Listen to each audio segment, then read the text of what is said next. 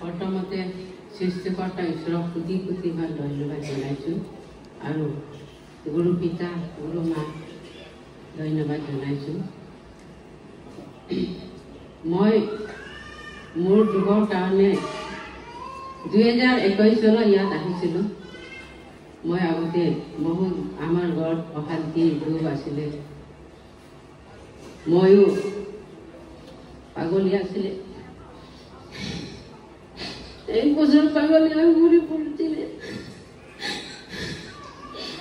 আৰু মোৰ ল'ৰা মৰি গ'ল। ছোৱালী এজনী আছিলে, ছোৱালী এজনী তুমি চুইচাইড কৰি মৰি গ'ল।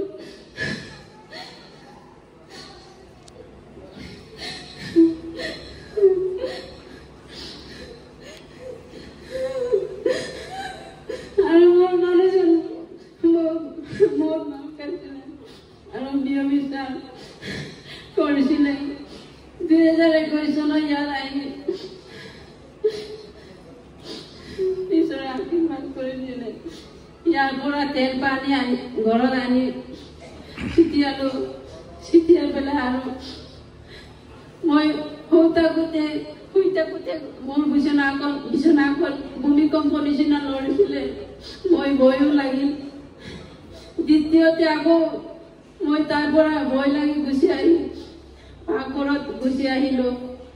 মোৰ মানুহজন বাইবেল পঢ়ি থাকোঁতে তাৰ বাইবেল পঢ়োৱাটো মই শুনিছিলোঁ। শুনি থাকোঁতে মোৰ কাণত 2 বাৰ মাত শুনিলোঁ।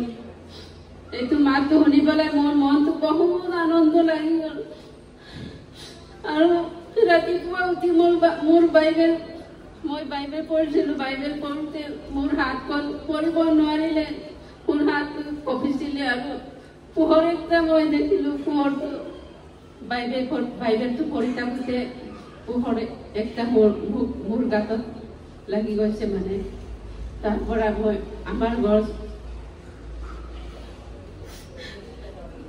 লাহে লাহে মদ বাং কিবা চাদা তামোল খোৱাবিলাক ৰাগিয়াৰ বস্তু এৰিব পাৰিব, এইটোৱে মোৰ ভাগ্য।